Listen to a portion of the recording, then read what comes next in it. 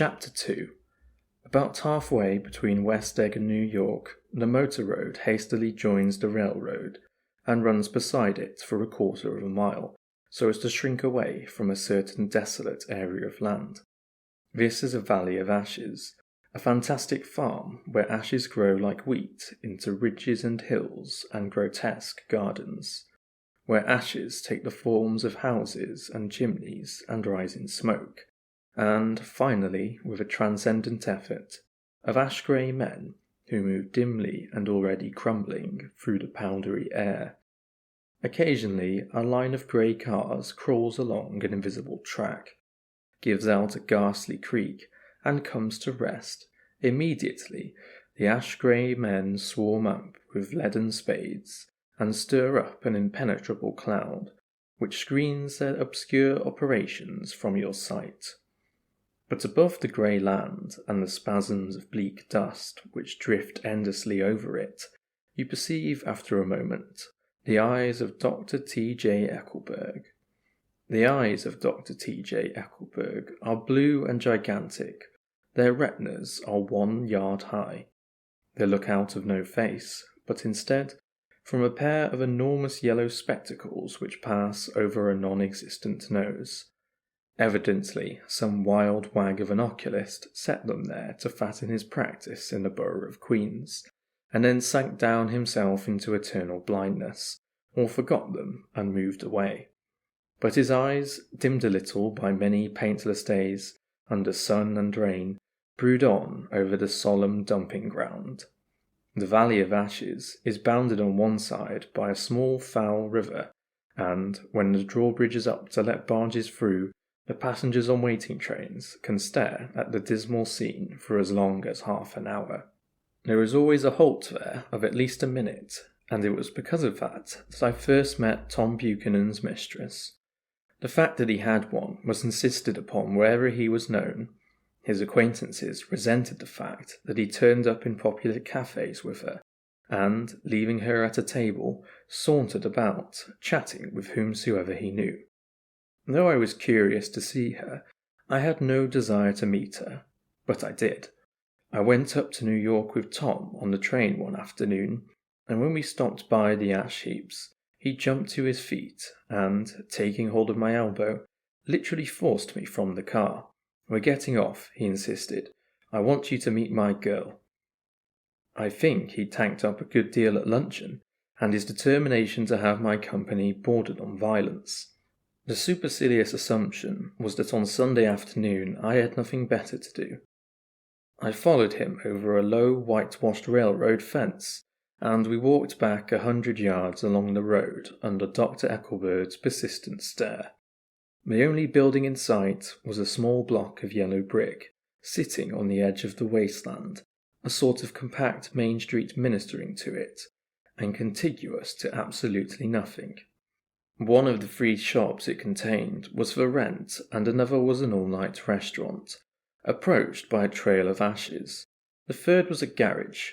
Repairs, George B. Wilson, cars bought and sold, and I followed Tom inside.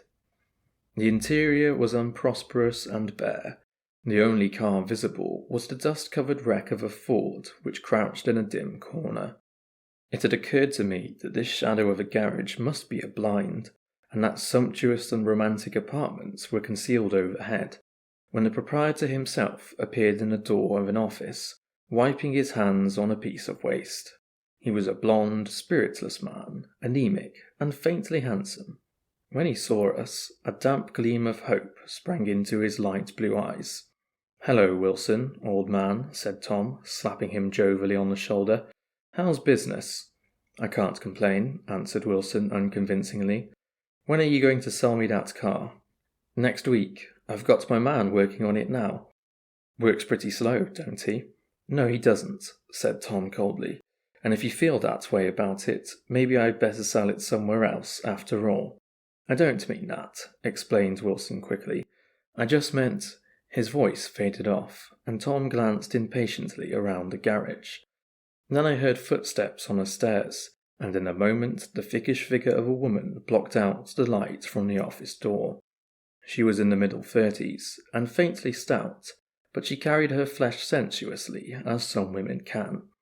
Her face, above a spotted dress of dark blue crepe de chine, contained no facet or gleam of beauty, but there was an immediately perceptible vitality about her, as if the nerves of her body were continually smouldering.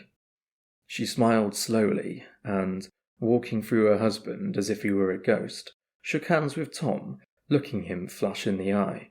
Then she wet her lips, and without turning around, spoke to her husband in a soft, coarse voice. "Get some chairs, why don't you, so somebody can sit down?" "Oh, sure," agreed Wilson hurriedly, and went toward the little office, mingling immediately with the cement color of the walls. A white ashen dust veiled his dark suit and his paled hair, as it veiled everything in the vicinity except his wife, who moved close to Tom. "I want to see you," said Tom intently. "Get on the next train." "All right. I'll meet you by the newsstand on the lower level."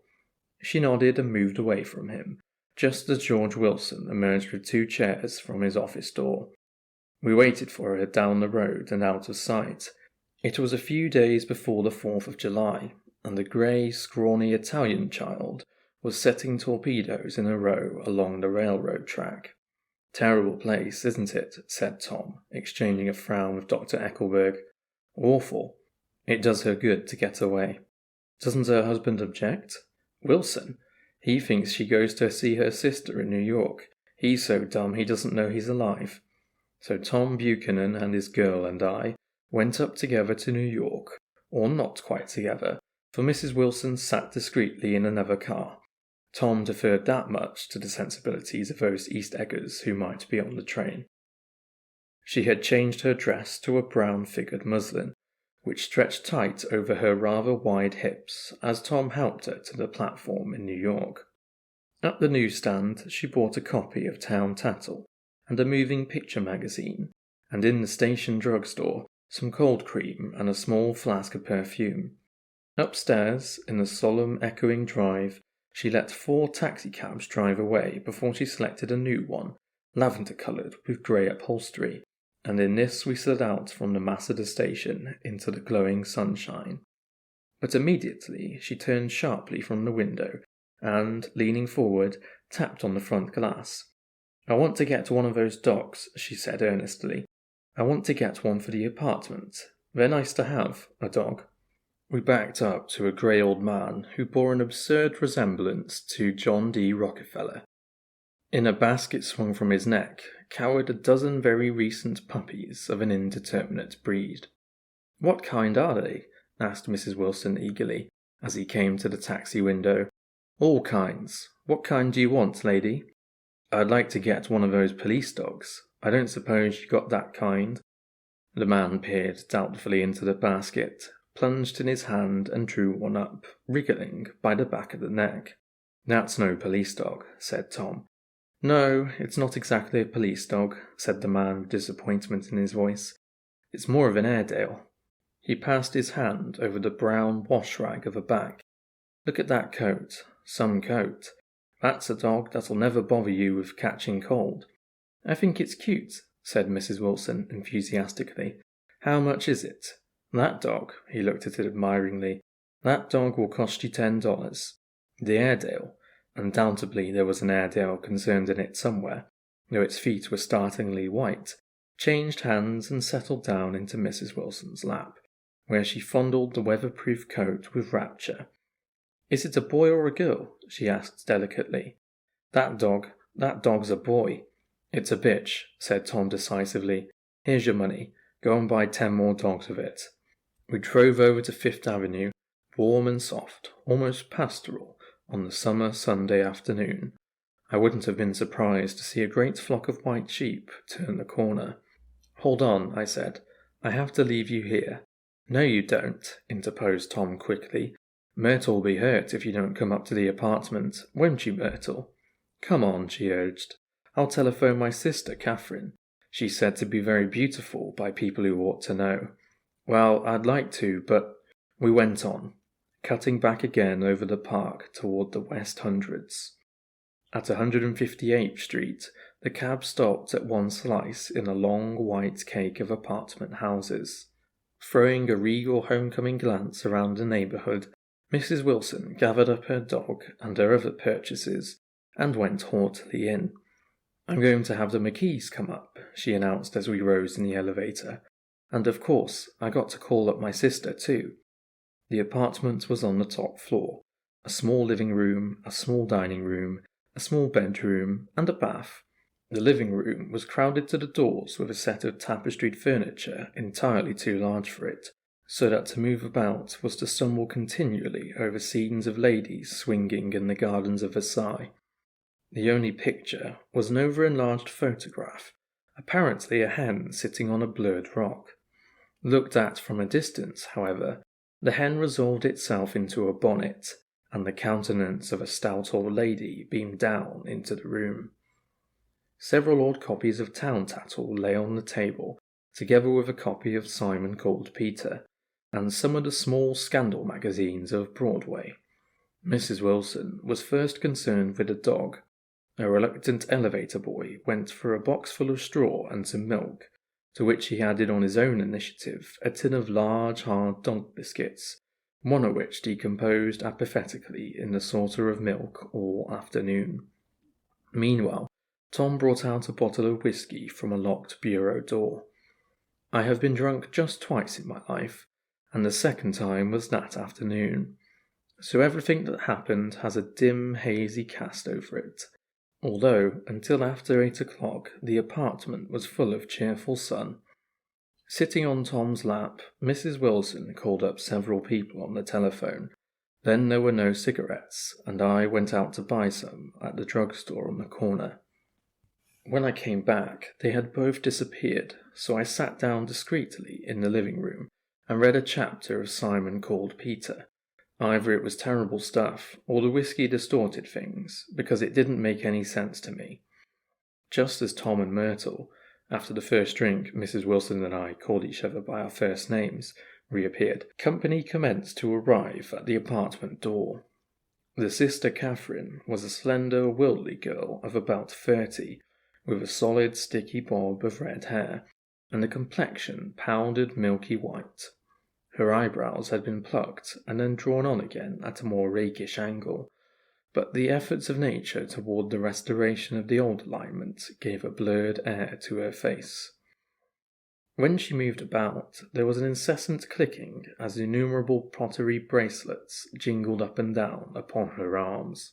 She came in with such a proprietary haste and looked around so possessively at the furniture that I wondered if she lived here, but when I asked, she laughed immoderately, repeated my question aloud, and told me she lived with a girlfriend at a hotel.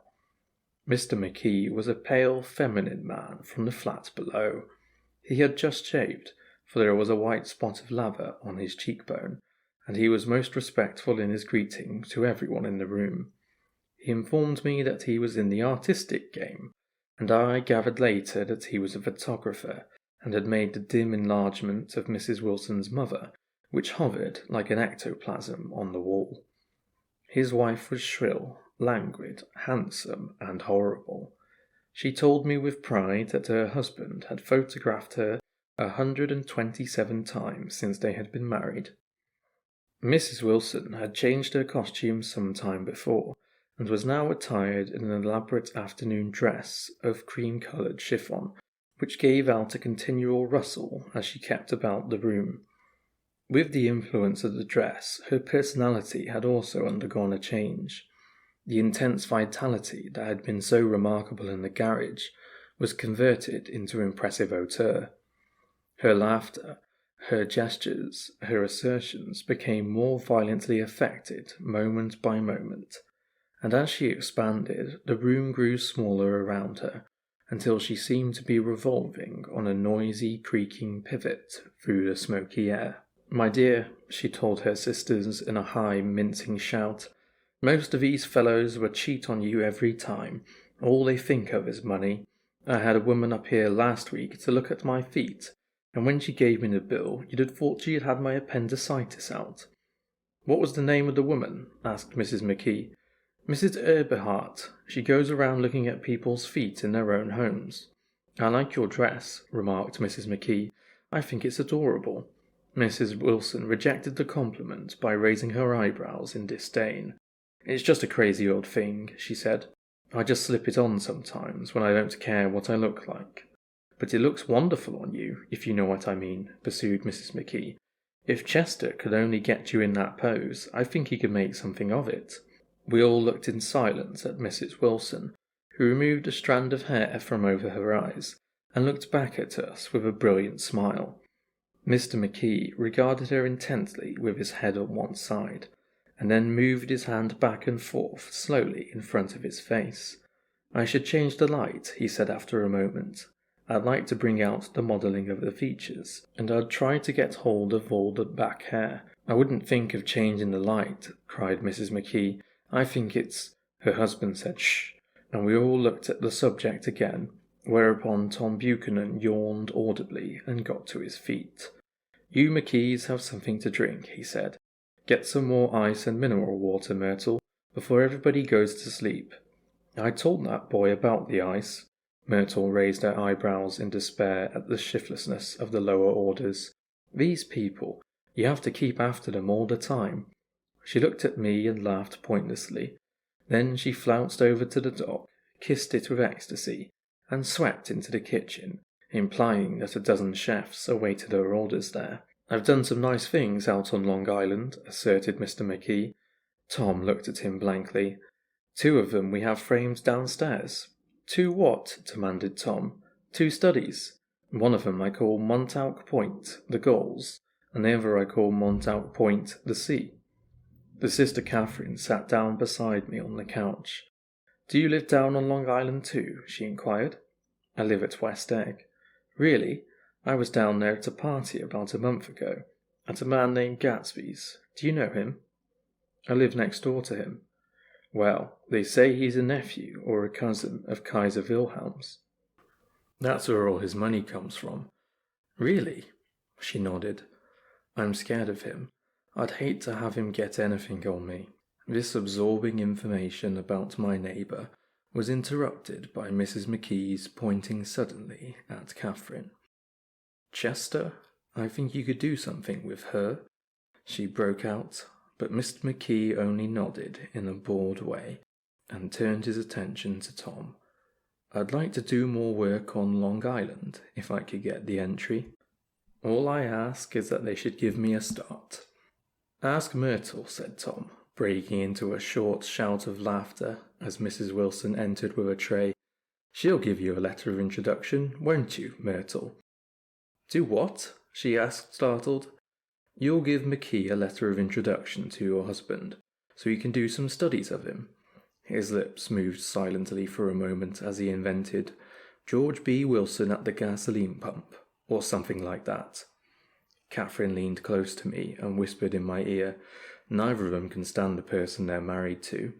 "Can't they?" "Can't stand them." She looked at Myrtle and then at Tom. "What I say is, why go on living with them if they can't stand them? If I was them, I'd get a divorce and get married to each other right away." "Doesn't she like Wilson either?" The answer to this was unexpected. It came from Myrtle, who had overheard the question, and it was violent and obscene. "You see," cried Catherine triumphantly. She lowered her voice again. "It's really his wife that's keeping them apart. She's a Catholic, and they don't believe in divorce." Daisy was not a Catholic, and I was a little shocked at the elaborateness of the lie. "When they do get married," continued Catherine, "they're going west to live for a while until it blows over. It would be more discreet to go to Europe." "Oh, do you like Europe?" she exclaimed surprisingly. "I just got back from Monte Carlo." "Really?" "Just last year. I went over there with another girl." "Stay long?" "No, we just went to Monte Carlo and back. We went by way of Marseille. We had over $1,200 when we started, but we got gypped out of it all in 2 days in the private rooms. We had an awful time getting back, I can tell you. God, how I hated that town." The late afternoon sky bloomed in the window for a moment, like the blue honey of the Mediterranean. Then the shrill voice of Mrs. McKee called me back into the room. "I almost made a mistake too," she declared vigorously. "I almost married a little kike who'd been after me for years. I knew he was below me. Everybody kept saying to me, "Lucille, that man's way below you." But if I hadn't met Chester, he'd have got me sure. "Yes, but listen," said Myrtle Wilson, nodding her head up and down. "At least you didn't marry him." "I know I didn't." "Well, I married him," said Myrtle ambiguously. "And that's the difference between your case and mine." "Why did you, Myrtle?" demanded Catherine. "Nobody forced you to." Myrtle considered. "I married him because I thought he was a gentleman," she said finally. "I thought he knew something about breeding, but he wasn't fit to lick my shoe." "You were crazy about him for a while," said Catherine. "Crazy about him?" cried Myrtle incredulously. "Who said I was crazy about him? I was never any more crazy about him than I was about that man there." She pointed suddenly at me, and everyone looked at me accusingly. I tried to show by my expression that I expected no affection. The only crazy I was when I married him. I knew right away I made a mistake. He borrowed somebody's best suit to get married in, and never even told me about it, and the man came after it one day, when he was out. "Oh, is that your suit?" I said. This is the first I ever heard about it. But I gave it to him, and then I lay down and cried to beat the band all afternoon. "She really ought to get away from him," resumed Catherine to me. "They've been living over that garage for 11 years, and Tom's the first sweetie she ever had." The bottle of whiskey, a second one, was now in constant demand by all present, excepting Catherine, who felt just as good or nothing at all. Tom rang for the janitor and sent him for some celebrated sandwiches, which were a complete supper in themselves. I wanted to get out and walk eastward toward the park through the soft twilight, but each time I tried to go, I became entangled in some wild, strident argument which pulled me back, as if with ropes, into my chair. Yet high over the city, our line of yellow windows must have contributed their share of human secrecy to the casual watcher in the darkening streets, and I saw him too, looking up and wondering. I was within and without, simultaneously enchanted and repelled by the inexhaustible variety of life. Myrtle pulled her chair close to mine, and suddenly her warm breath poured over me the story of her first meeting with Tom. It was on the two little seats facing each other that are always the last ones left on the train. I was going up to New York to see my sister and spend the night. He had on a dress suit and patent leather shoes, and I couldn't keep my eyes off him. But every time he looked at me, I had to pretend to be looking at the advertisement over his head. When we came into the station, he was next to me, and his white shirt front pressed against my arm, and so I told him I'd have to call a policeman, but he knew I lied. I was so excited that when I got into a taxi with him, I didn't hardly know I wasn't getting into a subway train. All I kept thinking about, over and over, was, "You can't live forever. You can't live forever." She turned to Mrs. McKee, and the room rang full of her artificial laughter. "My dear," she cried, "I'm going to give you this dress as soon as I'm through with it. I've got to get another one tomorrow. I'm going to make a list of all the things I've got to get. A massage and a wave, and a collar for the dog, and one of those cute little ashtrays where you touch a spring, and a wreath with a black silk bow for Mother's grave that'll last all summer. I got to write down a list so I won't forget all the things I got to do." It was 9 o'clock. Almost immediately afterward, I looked at my watch and found it was 10. Mr. McKee was asleep on a chair, with his fists clenched in his lap, like a photograph of a man of action. Taking out my handkerchief, I wiped from his cheek the spot of dried lather that had worried me all the afternoon. The little dog was sitting on the table, looking with blind eyes through the smoke, and from time to time groaning faintly. People disappeared, reappeared, made plans to go somewhere, and then lost each other, searched for each other, found each other a few feet away. Sometime toward midnight, Tom Buchanan and Mrs. Wilson stood face to face discussing, in impassioned voices, whether Miss Wilson had any right to mention Daisy's name. "Daisy, Daisy, Daisy," shouted Mrs. Wilson. I'll say it whenever I want to. Daisy Dick. Making a short, deft movement, Tom Buchanan broke her nose with his open hand. Then there were bloody towels upon the bathroom floor, and women's voices scolding, and high over the confusion a long broken wail of pain. Mr. McKee awoke from his doze, and started in a daze toward the door. When he had gone halfway, he turned around and stared at the scene, his wife and Catherine scolding and consoling as they stumbled here and there among the crowded furniture, with articles of aid, and a despairing figure on the couch, bleeding fluently, and trying to spread a copy of Town Tattle over the tapestry scenes of Versailles. Then Mr. McKee turned and continued on out the door. Taking my hat from the chandelier, I followed. "Come to lunch some day," he suggested, as we groaned down in the elevator. "Where? Anywhere." "Keep your hands off the lever," snapped the elevator boy. "I beg your pardon," said Mr. McKee with dignity. "I didn't know I was touching it." "All right," I agreed. "I'll be glad to." I was standing beside his bed, and he was sitting up between the sheets, clad in his underwear, with a great portfolio in his hands. Beauty and the Beast, Loneliness, Old Grocery Horse, Brooklyn Bridge. Then I was lying half asleep in the cold lower level of the Pennsylvania station, staring at the Morning Tribune and waiting for the 4 o'clock train.